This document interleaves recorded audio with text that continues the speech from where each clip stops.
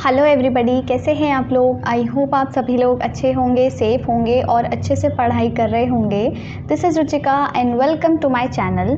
सो आज हम कंटिन्यू करने जा रहे हैं फर्स्ट चैप्टर ऑफ बीएसटी और ये वीडियो इस चैप्टर का फाइनली लास्ट वीडियो है। तो फाइनली हम लास्ट टॉपिक पर आ गए हैं और क्योंकि ये चैप्टर बहुत टाइम से चलता आ रहा है, मतलब अभी तक सिर्फ हम फर्स्ट चैप्टर पे ही हैं, क्योंकि ये चैप्टर ना बहुत ज़्यादा लंबा है, बहुत ज़्यादा लेंदी है। इसमें हमने मैनेजमेंट के बारे में मैनेजमेंट बोल रही हूँ, इकोनॉमिक एक्टिविटीज़, फिर बिज़नेस के बारे में इतनी सारी चीज़ें पढ़ी हैं। बिज़नेस एक्टिविटीज़ का क्लासिफिकेशन हमने पढ़ा। तो वैसे हमने सारी ही चीज़ें अलग अलग वीडियो में करी हैं, पर ऐसा नहीं है कि हमने कोई भी चीज़ मिस करी है। मैंने सारी चीज़ें, ऑलमोस्ट सारी ही चीज़ें कवर करवाई हैं डिटेल में, और इसीलिए मैंने हर टॉपिक का सेपरेट वीडियो बनाया है, जिससे कि आपको कोई भी टॉपिक पढ़ना है तो प्रॉब्लम ना हो, आपको बीच में वीडियो ऐसे आगे आगे पीछे करके देखना ना पड़ेगी यार ये टॉपिक कहाँ है, वो टॉपिक कहाँ है। हर टॉपिक का अलग अलग वीडियो है। You can go through the whole playlist. आप जो वीडियो आपको देखना है, जो टॉपिक पढ़ना है, आप पढ़ सकते हो, राइट। सो इसी के साथ हम शुरू करते हैं आज का topic, that is business risk. अब देखो, हमने बिज़नेस के बारे में सारी चीज़ें पढ़ ली। बिज़नेस का कैरेक्टरिस्टिक्स, बिज़नेस के इम्पोर्टेंस क्या है, उसमें प्रॉफिट का क्या रोल होता है, बहुत सारी चीज़ें हमने पढ़ ली हैं। बिज़नेस एक्टिविटीज़ का क्लासिफिकेशन भी पढ़ लिया। अब बात आती है कि बिज़नेस रिस्क क्या होता है। देखो, सबको पता है जब भी हम कोई बिज़नेस स्टार्ट करने जाते हैं तो हमारा कुछ ना कुछ पैसा लगता है उसमें, राइट।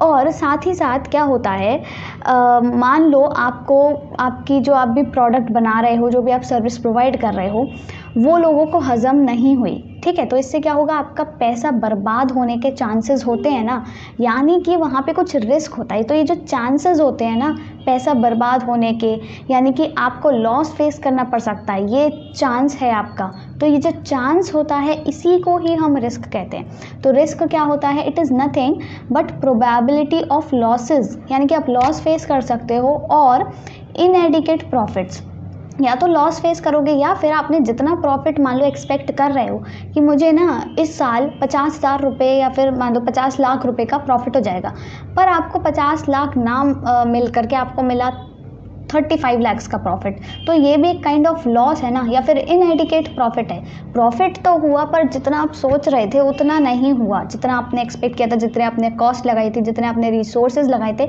उसके मुताबिक आपको आपका मतलब मेहनत का फल नहीं मिला, प्रॉफिट नहीं मिला, तो वो भी एक रिस्क ही है। तो रिस्क क्या होता है, it is the probability of losses और इनएडिक्वेट प्रॉफिट्स। अब ये इनएडिक्वेट प्रॉफिट्स और लॉसेज क्यों होते हैं, कि किस वजह से होते हैं, ड्यू टू अनसर्टेनिटीज़। अनसर्टेनिटीज़ मतलब ऐसी चीज़ें, ऐसे इवेंट्स, अनएक्सपेक्टेड इवेंट्स जो हमको नहीं पता हो सकते हैं। जैसे कि मान लो आप कोई भी प्रोडक्ट बना रहे हो, कल को उसकी डिमांड गिर जाए, तो ऑब्वियसली आपका जो भी एक्स्ट्रा आपने सामान बनाया हुआ है, प्रोडक्शन किया हुआ है, वो नहीं बिकेगा, आपकी कॉस्ट गई सो गई, आपको प्रॉफिट भी नहीं मिलेगा। तो यही तो अनएक्सपेक्टेड इवेंट है जो हो गया, डिमांड कम हो गई अचानक से, अनसर्टेनिटी है।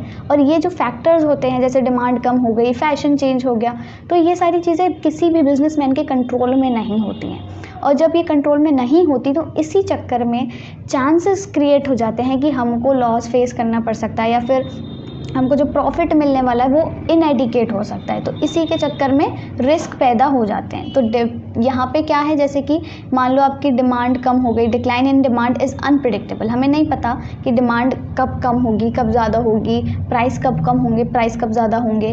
तो ये सारी चीज़ें अनप्रिडिक्टेबल होती हैं बिजनेसमैन के थ्रू, और इसीलिए इनसे हमें लॉसेस फेस करने पड़ जाते हैं। तो रिस्क क्या होता है, सिंपली याद रख लो, it is the chance of incurring losses, ठीक है, it is the chance of incurring losses या फिर प्रोबेबिलिटी ऑफ लॉसेस या फिर इनएडिक्वेट प्रॉफिट्स। और किस वजह से अराइज होते हैं ये चांसेस, ये probability, due to unexpected events या फिर अनसर्टेनिटीज़, राइट। यहाँ तक की कहानी खत्म हो गई। अब बात आती है नेचर ऑफ बिजनेस रिस्क की। देखो, बिजनेस रिस्क का नेचर क्या होता है, 4 पॉइंट्स हैं, फटाफट से लर्न कर लो। सबसे पहला आपका पॉइंट आता है, business risk arises due to uncertainties. ये तो देखो अभी अभी जस्ट हमने पढ़ा कि बिजनेस रिस्क क्या होता है, अनसर्टेनिटीज़ के थ्रू ही अराइज होता है, उन्हीं की वजह से ही अराइज होता है, क्योंकि मार्केट में बहुत सारे अनएक्सपेक्टेड इवेंट्स होते हैं। मान लो कल को आपने जो भी आप कोई भी चीज़ प्रोड्यूस कर रहे हो, मान लो आप कोई कपड़े प्रोड्यूस करते हो, कल को फैशन चेंज हो जाएगा, इससे क्या होगा, डिमांड आपकी डिक्लाइन हो जाएगी। डिमांड डिक्लाइन होगी आपके प्रोडक्ट की तो ऑब्वियसली आपने लॉस फेस करना है। तो ये कुछ अनएक्सपेक्टेड इवेंट्स होते हैं। मान लो कोई गवर्नमेंट पॉलिसी ऐसी आ गई कि आपको अपने प्रोडक्ट को बैन हो गया, जैसे आपका प्रोडक्ट, तो इस चक्कर में क्या होगा, आपके जैसे कि जो भी आपका प्रोडक्ट है उसकी डिमांड कम हो जाएगी, आपको लॉस फेस करना पड़ेगा। जैसे कि जो ऐप था टिकटॉक, राइट, ये बेस्ट एग्जांपल है। इंडिया में क्या हुआ, टिकटॉक अचानक से बंद हो गया, लाइक अचानक से, तो उसको हैवी लॉस फेस करना पड़ा था। हैवी लॉस बिल्कुल ही अनएक्सपेक्टेड था और एकदम से मतलब अनसर्टेन था और अनएक्सपेक्टेड इवेंट था जो हो गया, तो उसको हैवी लॉस फेस करना पड़ा। ये होती है अनसर्टेनिटीज़। फिर आता है risk is an essential part of every business. Obviously देखो रिस्क क्या है, बहुत एसेंशियल पार्ट है किसी भी बिजनेस का। ये समझ लो कि अगर रिस्क नहीं होगा तो फिर ये कह सकते हो कि हम मतलब रिस्क, आप ये कह सकते हो कि रिस्क क्या है, अनसर्टेनिटी की वजह से होता है। और क्योंकि इवेंट्स हमेशा अनएक्सपेक्टेड होते हैं तो रिस्क होता ही होता है हर बिजनेस में। ऐसा नहीं है कि आप श्योर हो कि भाई मेरे को प्रॉफिट ही प्रॉफिट होगा, क्योंकि आप अपनी जेब से पैसा लगा रहे हो। मान लो जैसे हम लोग क्या करते हैं, कार्ड्स वगैरह खेलते हैं ना, तो पैसे वगैरह लगाते हैं छोटा मोटा 10-20 रुपये, तो उसमें भी हमारे पास रिस्क होता है ना यार, हम अपने 20 रुपये हार ना जाएँ। तो जब इतनी सी चीज़ में रिस्क है तो आप इतना बड़ा बिजनेस अपना खड़ा कर रहे हो, बिजनेस अपना स्टार्ट कर रहे हो, चला रहे हो, तो उसमें तो रिस्क होगा ही होगा। तो रिस्क बहुत ही एसेंशियल और क्रूशियल पार्ट है किसी भी बिजनेस का।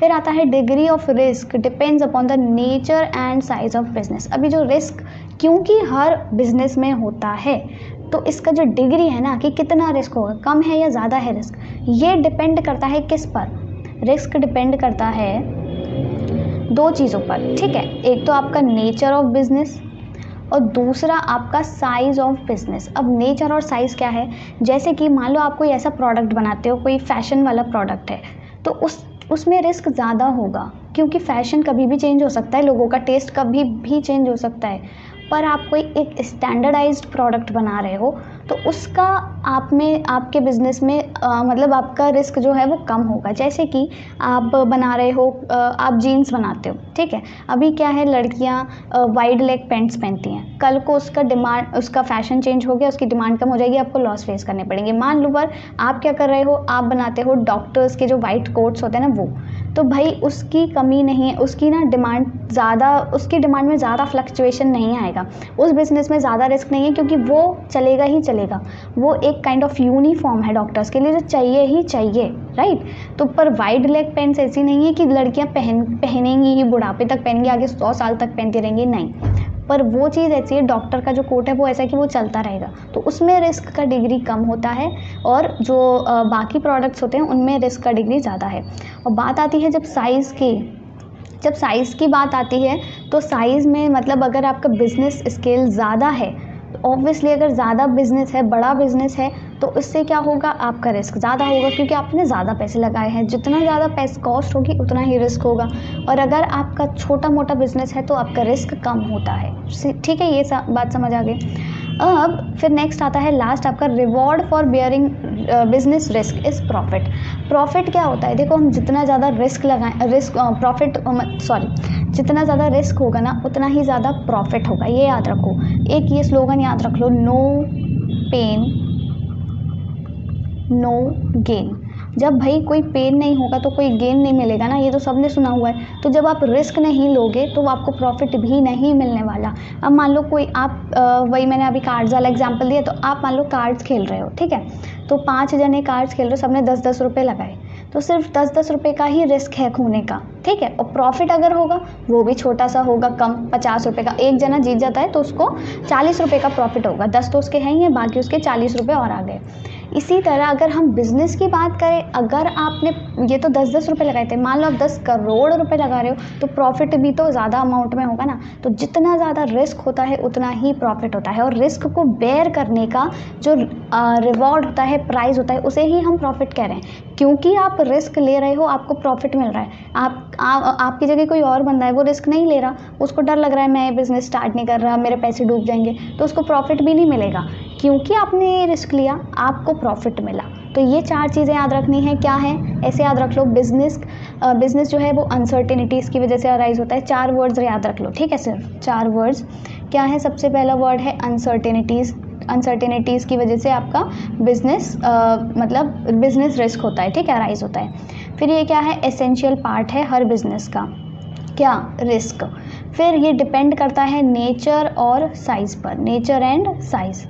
और चौथा है आपका प्रॉफिट। प्रॉफिट होता है बिजनेस रिस्क को बेयर करने का रिवॉर्ड। ये 4 चीज़ें हैं, 4 वर्ड्स हैं जो आपको याद रखने हैं और इसी से डिफाइन होता है नेचर ऑफ बिजनेस रिस्क। समझ आया? अब इसके बाद हमारा नेक्स्ट आता है, नेचर हमने पढ़ लिया, अब कॉजेज़ क्या है? बिजनेस रिस्क होता क्यों है, इसकी वजह क्या है?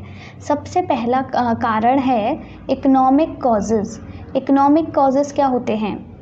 इकोनॉमिक कॉजेज़ की अगर हम बात करें, इकोनॉमिक कॉजेज़ यानी कि इकोनॉमिक जो आपके फ्लक्चुएशंस होते हैं उनकी वजह से अराइज हो जाए अगर बिजनेस रिस्क, तो वो इकोनॉमिक कॉजेज़ कहलाते हैं। इकोनॉमिक कॉजेज़ जैसे कि आपका हो सकता है चेंज इन डिमांड, ठीक है, डिमांड चेंज हो गई भाई, राइट। और आपका क्या हो सकता है? Change in fashion, right. और आपका गवर्नमेंट पॉलिसी कोई चेंज हो गई, तो इस चक्कर में क्या है? ये सारे इकोनॉमिक कॉजेज़ हैं जो कि मार्केट से रिलेटेड, जो मार्केट से रिलेटेड हैं वो इकोनॉमिक कॉजेज़ हैं, और इन्हीं इकोनॉमिक कॉजेज़ की वजह से बिजनेस रिस्क अराइज हो जाता है। जैसे अभी मैंने गवर्नमेंट पॉलिसी में टिकटॉक वाला एग्जांपल दिया था, वो इकोनॉमिक कॉज है एक, इसकी वजह से बिजनेस रिस्क में चला गया, उसको रिस्क फेस करना पड़ा, मतलब उसने रिस्क लिया और उसको ये लॉस वगैरह हो गया। तो ये होते हैं इकोनॉमिक कॉजेज़। समझ आया? अब नेचुरल कॉजेज़ क्या होते हैं? नाम से समझ आ रहा है, जब कोई नेचुरल कैलामिटी आ जाती है, जैसे अर्थक्वेक आ गया, फ्लड आ गया, फेमाइन आ गया, तो इनके चक्कर में क्या होता है? ऑब्वियसली यार हमारा घाटा हो जाता है किसी भी बिजनेस का, ठीक है। तो ये क्या है? ये नेचुरल कॉजेज़ में आ जाते हैं। फिर आता है आपका ह्यूमन कॉजेज़।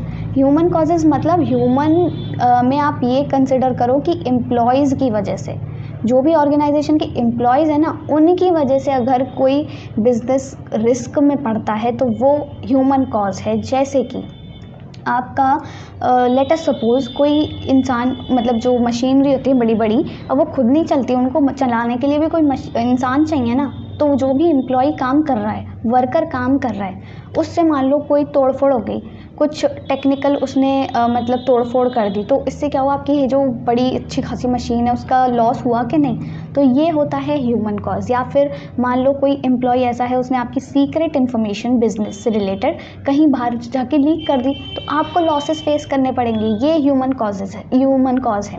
या फिर हो सकता है जैसे मान लो आप कोई डिमांड है एम्प्लॉयज़ की, कोई भी डिमांड है आपकी ऑर्गेनाइजेशन से उन एम्प्लॉयज़ की, तो आप वो फुलफिल नहीं कर रहे हो। अब वो एम्प्लॉयज़ इकट्ठे करके क्या करें, अपना वो बना लेते हैं ना यूनियन, तो वो स्ट्राइक वगैरह कर दें या फिर काम पे आना बंद कर दें, या बहुत सारी चीज़ें कर सकते हैं। तो ये इससे आपके बिज़नेस को लॉस होगा, तो ये बिज़नेस रिस्क में ह्यूमन कॉज की वजह से है। तो ये सारे ह्यूमन कॉजेज़ हैं जो कि एम्प्लॉयज़ की वजह से हो रहे हैं। इस चक्कर में हमारे बिज़नेस को लॉस फेस करना पड़ता है और इसीलिए ह्यूमन कॉज है, क्योंकि एम्प्लॉयज़ के चक्कर में हो रहा है। आखिर ये आता है फिज़िकल कॉज। फिज़िकल कॉज मतलब कि आपकी जो भी फिज़िकल रिसोर्सेज हैं आपके ऑर्गेनाइजेशन में, बिजनेस में, उनमें कोई प्रॉब्लम हो जाए, कोई मशीन ख़राब हो जाए, या फिर आपका मशीन ख़राब होने के अलावा जैसे क्या हो सकता है, आपकी कोई मशीन आउटडेटेड हो गई, कोई टेक्नोलॉजी आउटडेटेड हो गई है, बाज़ार में नई मशीनरी आ गई हैं, आपका कोई प्लांट बेकार हो गया है, तो ये क्या है? फिज़िकल कॉजेज़ हैं। अगर टेक्नोलॉजी में प्रॉब्लम आती है आपके, और क्या हो सकता है टेक्नोलॉजी के अलावा, आपके जो कैपिटल आपका गुड्स हैं, कैपिटल गुड्स मतलब मशीनरी, प्लांट, इन सब चीज़ों में अगर आपके प्रॉब्लम आती है, आउटडेटेड हो गए हैं, अब ये ज़्यादा डिमांड में नहीं है, तो इससे क्या होगा? ये फिज़िकल कॉज है। आपके जो बिज़नेस है ना उसको लॉस फेस करना पड़ सकता है, हैवी लॉस या फिर इनएडिक्वेट प्रॉफिट अगेन। तो ये सारे क्या हैं? आपके फिज़िकल कॉजेज़ हैं। और इसी के साथ आपका ये चैप्टर एंड टॉपिक दोनों ही ख़त्म होते हैं। तो जल्दी से रिवाइज़ कर लो, बिज़नेस रिस्क में अपन ने क्या पढ़ा है भाई? बिज़नेस रिस्क क्या होता है?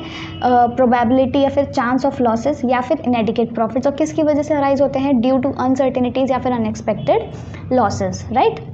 क्योंकि ये कुछ फैक्टर्स होते हैं जो कि अनप्रिडिक्टेबल होते हैं, तो हमको नहीं पता होता ये सब क्या होने वाला है, और इस चक्कर में हमारा लॉस हो जाता है। और बिज़नेस रिस्क का क्या नेचर है, मैंने याद कराया, अनसर्टेनिटीज़ की वजह से अराइज होता है, एसेंशियल पार्ट है बिज़नेस रिस्क, बिज़नेस का रिस्क जो है, और इसको बेयर करने का रिवॉर्ड क्या होता है, प्रॉफिट। साथ ही साथ ये नेचर और साइज़ पर डिपेंड करता है और डिग्री जो रिस्क है वो इसके अकॉर्डिंग वेरी करती है। नेचर मतलब मैंने बताया था कि फैशन प्रोडक्ट्स और स्टैंडर्डाइज प्रोडक्ट्स, और साइज़ में जितना ज़्यादा साइज़ है आपका बिजनेस का स्केल उतना ही ज़्यादा रिस्क, और जितना कम साइज़ है बिजनेस का उतना ही कम रिस्क। ठीक है, फिर आता है आपका causes of business risk. Causes में आपके आ गए economic causes, natural causes, human causes and physical causes.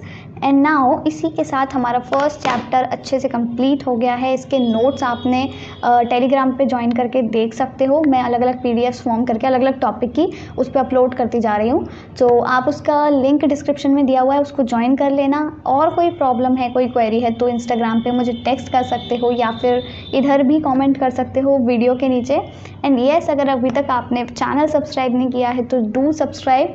And thanks for watching, have a nice day.